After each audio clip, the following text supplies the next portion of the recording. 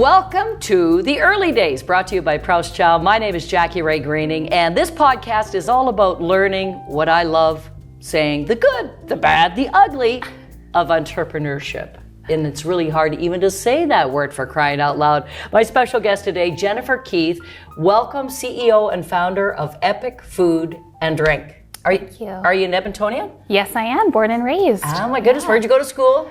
How far back do we want to go? Oh, the beginning. I start young. Yeah, I grew up in the Catholic school system. Went to St. Pius, St. Mark's, Archbishop MacDonald High School, and then to the U of A, and I've been there twice. Did the U of A twice? Now, yeah. So when you're growing up, was there some hobbies you were into, or sports, or what did you do for fun? Yeah, so I loved to read.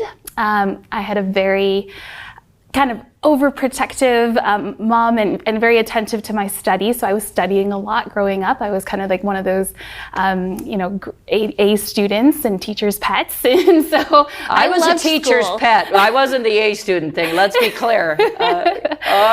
So you were smart. I tried hard, and I loved school for not only like the learning but also friends. So yeah, spent a lot of time doing extracurriculars around school, like clubs and things like that as well. So what kind of clubs? A lot of nerdy ones. Like I was president of the AV club in my high school. I love that. Which, I mean, it was the best thing about it was that I got to miss a lot of classes because I was always setting up like microphones and cameras and screens and all that kind of stuff for all of the different events in the school, right? So for celebrations, for every drama play that was put on, all that kind of stuff. That's not the nerdy thing in school. That's the cool part of school. Yeah, and I was able to, for example, just organize the entire club. So just making sure that all the resources were in place for all of the events. So I did a lot of planning and organizing throughout my entire kind of school career. I was in robotics club in middle school. So yeah, we actually built like this robot out of Lego and took this to Calgary and competed in this like mission to Mars competition with all of these other schools. And I won a couple awards for that one. I'm loving that, and we're talking about Epic Food and Drink, and we haven't even got to food and drink. Yeah. I love that. So then you go to U of A twice. What was the first time? I did a business degree, specializing in human resources and business law. I kind of fell into HR. I was planning to go into law school, and that was like actually my career goal my entire life. Like when I was like 3 years old, my mom asked me like, "What do you want to be?" And I said, "Oh, lawyer for sure," because I really liked watching Matlock with her. And so, but when I got to university, I was part of the pre-law society, all that kind of stuff, and I actually got to talk to a lot of lawyers and found out kind of like what the life is like. And I just am not. I felt like I didn't have like that competitive eat what you kill mentality that you need to thrive in law. And so just took all of these like people management classes and just realized how much I liked understanding how people worked, understanding how to enable them to help organizations succeed. And so fell into HR and then worked my way up through a corporate career in human resources. So what was your first job in HR? Oh gosh, so my very, very first job, I did like 2 months as a temp for a recruitment agency, and I did recruitment for them. And then I moved to the city of Edmonton for about a year, and I did recruitment for them as well. And then I moved to EPCOR Utilities, where I spent the balance of my corporate career. Yeah. Okay, so now you've got this HR background, you got your business degree. Is this now in phase 2 of U of A, or what's happening? Yeah, so as I was working at EPCOR, I think I was a manager of talent acquisition at the time. I went back and I did my master's in business, my MBA at the U of A as well. And I specialized there in innovation and entrepreneurship. And so really what I was mostly interested in was the innovation component, really learning about technology. And I think it came from working on a lot of technology projects throughout my career. So whether that's in robotics in middle school, AV in high school, and throughout my HR career, I was put on every single kind of like technology integration, whether it's selecting and integrating and change managing that throughout the organization, or building something in-house that would work for the HR department or for the company. And I was tasked, like my last big project was actually replacing an applicant tracking system, is what they call it, for the entire company. So I just had always dealt with this technology, this innovation piece, this process improvement piece throughout my career, and I really liked that. So I focused on that in school, and throughout my entire kind of life. I come from a family of entrepreneurs as well. So my dad had started some food businesses. My mom had started a travel agency. A lot of my aunties and uncles had started like nail salons and other service businesses. And I think it's more so out of maybe necessity. They are immigrants to Canada, so they don't have the same level of education, maybe work experience that a lot of people around me and my generation were able to get, like being here and born here in Edmonton in Canada. And so it was interesting because, they've always kind of said, just go get like a stable corporate job. Like go do well in school and go get that, stable corporate job. And I did that. And there was a piece of me that was always like, I want to do something of my own. I want to do something more. And I think like I accelerated my career quite quickly because had always wanted to do more. Like I was never kind of satisfied just doing the day-to-day and doing my job. So I was always on different projects and volunteering for more things because I love to learn and I love the challenge. And I said, why don't I, take a bet on myself sometime? So now you've left EPCOR after a good stretch, and you're leaving now totally really that part of your life behind, and you're thinking, okay, what is my next phase going to be? So how did you end up with, as a CEO and founder of Epic Food and Drink? It's really so far removed from everything you've done so far. Absolutely. So as I was going through my MBA program, and I was doing this while going to EPCOR, working at EPCOR as well, I met my co-founder. And so we met doing what they call case competitions in the school. These are like high stress, high pressure situations where you're given, a business case, and you have 3 hours to analyze it and put together a 20-minute presentation and then pitch your idea to judges. And so my founder and I, we trained for this international case comp in Montreal for 6 months together. Then we went to Montreal and actually competed in it. And so we were kind of pressure tested together. Shortly after, he actually started a startup company of his own while going to school and doing his MBA, because he's amazing. And it was in the health space. So it was a health tech startup, and I helped him with some of the people side of things. So I was his chief people officer. And when that wound up, he was a few years too early, I think. Like this is back in 2016, and telehealth and health technology was kind of something that Alberta didn't really understand quite yet. Just a few more years later, and he would have, he would have hit the jackpot. And we were actually at his wedding. And over a couple, maybe too many glasses of champagne, we were talking about, well, we wrapped up this thing, like what else do we want to do together? And we knew we wanted to work together because him and I are like yin and yang. So like his strengths are my weaknesses, my strengths are his weaknesses, and we just have this flow together where we just know how to fill it in and just make something amazing out of it, and just super dedicated, both of us. And so, I had always wanted to do something in food. I always thought food was interesting. Food brings people together. I love food. That's probably the one hobby I haven't mentioned yet, is that I love to eat and drink. Okay, I'm with you on that one. Yeah. But I'm not opening any restaurant, I can assure you. Yeah. What is your co-founder's name? Luke Butterworth. Okay, yeah. So Luke and you have set that aside. You've done this pressure testing. You worked on this project for 6 months. Yeah. And now you're thinking, okay, what are we going to do? We both love food. We both like to drink. Yeah. And so what happens from there? Well, so Luke's brother is actually an executive sous chef in Whistler. And what Luke wanted to do was actually help his brother open up a restaurant, or be able to get out from the back of someone else's kitchen and cook the food that he really wants to cook, or create and be creative and design the menu that he wants, right? And for me, my bent has always been, how can I use my skills to help other small businesses, or help other businesses thrive? And we knew that a lot of chefs are very creative, and they don't have maybe the business acumen or maybe the capital access, because lots of people don't fund restaurants, right? To actually open these spaces of their own. And so our initial kind of business model and thought was, why don't we take on that capital and that infrastructure piece, the business side of actually creating these spaces and launching these things. And so we took on a brick and mortar space here in downtown Edmonton, and we built out 4 independent kind of commercial kitchens inside of that space with a communal kind of front of house area. And what we did was we got it all permitted, we built it out, we equipped it, we staffed the front of house, we ran the bar service, we actually built our own technology. So we built an end-to-end restaurant management system and point of sale system that would actually run the entire operation inside, where multiple businesses could be operating together. Wow, that's so fascinating. Yeah. Okay. Yeah, so we built this space.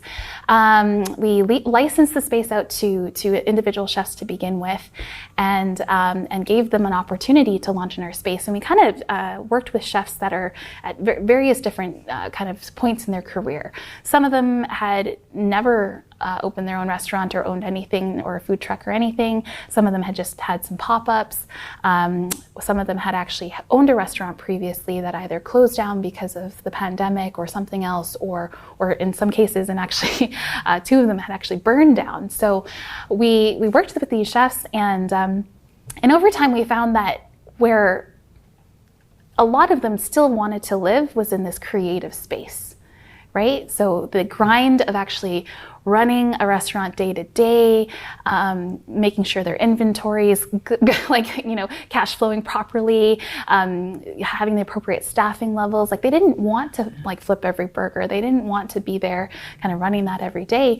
And the more chefs we talked to, they said they wanted a platform where they can be creative, have that creativity of an outlet, design amazing menus, but maybe not actually running the restaurant day to day. So over time, we've evolved our business model and our concept, and now we're working with chefs of that caliber, these top chefs who've been on Top Chef Canada, Iron Chef Canada, Beat Bobby Flay, and who are typically booked for all sorts of different events. They might be writing cookbooks and touring those cookbooks. They might actually own other businesses on the side, or be a head chef at a different restaurant, but want to expand and grow beyond the food type that they're cooking there. So we have, I can talk about all of the chefs that we're working with now, but what we do is we provide this platform so that those menus and that creativity can be seen by the public and be experienced by people.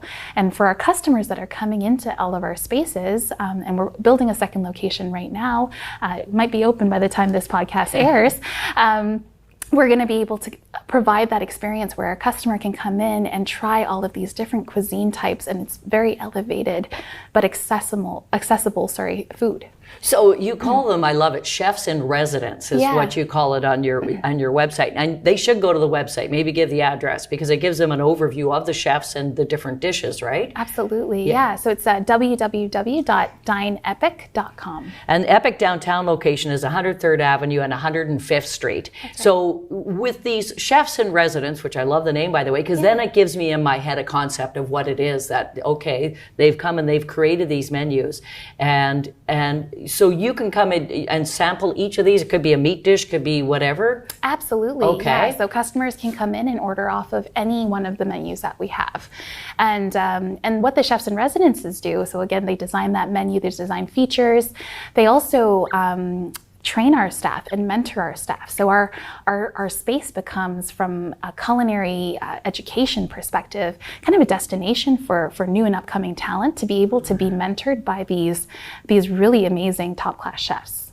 I would think probably a lot of this, their business brain it's like an artist. Sometimes they shouldn't be involved in the business aspect of all of their musical career. Yeah. I would think a chef would be the same, whereas they want to be there and create this beautiful dish for everyone to enjoy. But boy, that business part of it, no. Yeah, it's exactly it. So we're taking the administrivia out of being able to launch their own brand and concept and menu items without them having to take on the burden of running the business day to day. So now you call it Epic Food and Drink. Yeah. And because cocktails are becoming big now, aren't they? They're huge, yeah. So you have mixologists. That's right. So it's a doctor thing. It's a mixologist. So yeah. So what? So are you pairing them, or what's happening with the drink end of it? Yeah, so we've partnered with some amazing mixologists in Edmonton to design these fantastic cocktails and drink menus for us as well.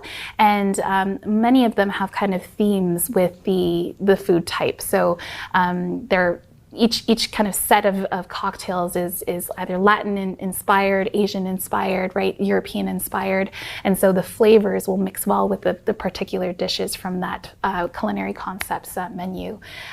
So the food menus are and maybe I'll talk about the chefs and what they're creating for us. Yeah, please, yeah, and then mix it, yeah. Yeah, and right now they're on 18-month contracts with us, right? So we can have these chefs in residence rotate over time and bring new food experiences to our spaces.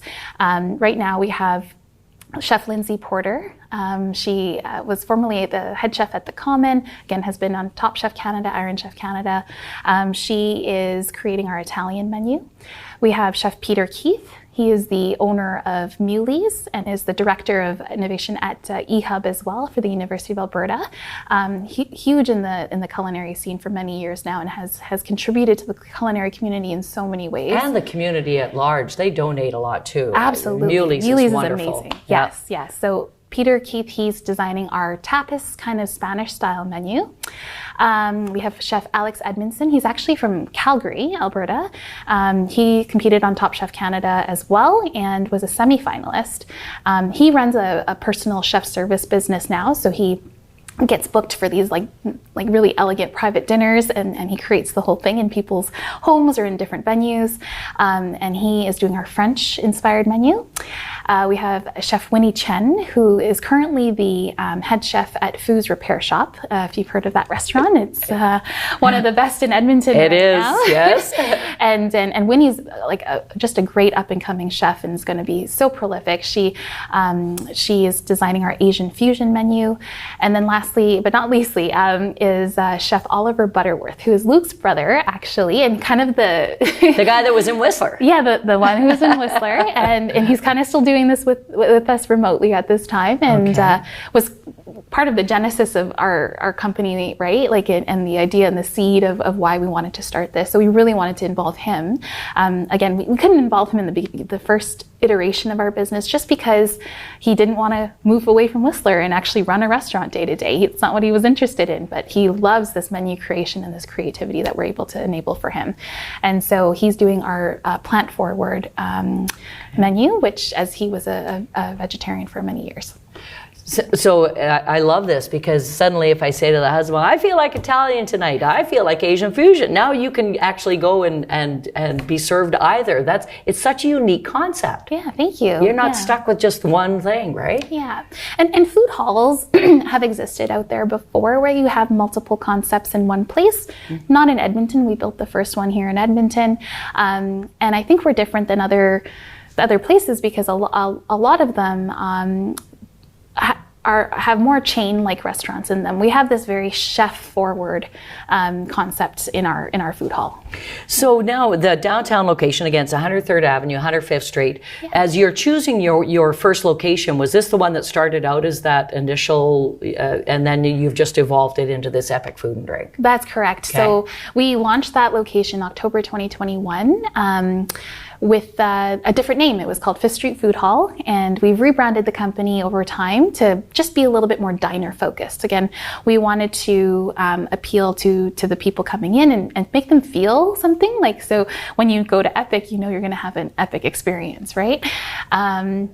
And so that was our first location. It held a number of commercial kitchens. We're still running actually these different concepts out of that particular location, but it's a little bit more full service just because of the design of the space, and it's a smaller menu. So if you want to try it right now, and our White Ave location hasn't opened yet, please head down to the downtown one, and you'll be able to sample some of the items from the different concepts. And then when we launch in Station Park, which is the Station Park. Now that's the one on White Avenue, right? The old CP train station that they're building? That's right, yeah. So we're going to be on the second and the third floor of that building. Yeah, it's going to be about twice the size of our current location, and it is it's going to have all of the concepts that we have now, and you'll have the full menu. So there's going to be 10 to 12 items per concept, versus right now at the downtown location you're getting about 5. Okay. Yeah. And will you be expanding more from that, do you feel, or?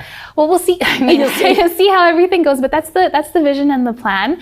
We're hoping to be able to move into different geographies from here. So our eyes kind of on Calgary, though Calgary has recently opened a number of food halls, and have had some really good conversations with people in Kelowna. So some developers in Kelowna are very interested in us moving over there. And a big concept. So what does Mom and Dad think about this latest business venture? You know, they're very supportive. They want me to be happy and successful, and you know, they're rooting for me. I think at the beginning they're just like, "Are you sure? Like, you're doing really well." And you know, in some ways, it's been a hard journey, right? And I can see why they may have discouraged me in the beginning. Or at least wanting me to hold on to that kind of corporate position longer and do the business on the side. But I wanted to make sure I could give it my all. I never want to half-ass anything, and I was morbidly afraid that if I did, that something wouldn't go well, and that would be my fault. So I took the plunge, and I left the corporate job, and you know, they were still supportive, but it's scary for them, I get it. Yeah. Yeah, because the food industry is so easy, the restaurant industry, don't you feel? It's a walk in the park. You know, I think every entrepreneur thinks that their industry is the hardest one, but I truly think my industry is the hardest one. Well, and I think timing too, because Luke was looking for something at the same time, and it seems you sound like an awesome team, so you didn't want to lose that either, right? 100%. And really, we saw this when it was an infrastructure idea. We saw that our clients could be people who are coming out of the pandemic, right? And what's been really interesting is that consumer behavior has just changed so much from pre-pandemic to during the pandemic, and we launched the business just right in the middle of it, and so we've had to really learn and adapt very, very quickly, and the learnings have been massive. Yeah. Well, at least you can go up and say, "Hey, mixologist, cocktail now." I need one. I need one right Maybe now. 2. Yeah. Jennifer Keith has been our guest, CEO and co-founder of Epic Food and Drink. You have had the most fascinating journey of where you've come, but you're following your dream and your heart, and that's key to anything, isn't it? Yeah. My life vision is to be a positive force of change in the world in any way that I can be. So I feel like, you know, entrepreneurship especially gives me the flexibility and the stage to be able to do something interesting and amazing, and to be that positive force of change. So really happy that I've taken this journey. It's not been easy, I have to be honest, and there's been lots of days where there's lots of doubt and lots of questioning and hard days and long days, but I wouldn't trade it for anything. I love that. I think that's a perfect way to end the show. Thanks for joining us. This has been The Early Days. Go down right now, Epic Food and Drink. Check it out downtown in Old Strathcona location there on White Avenue. Thank you so much. That was awesome. Thank you. It's all been brought to you by Prowse Chowne.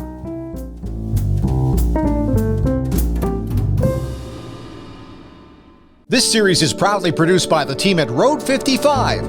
Road 55 creates content that connects. For more information, check our website, www.road55.ca.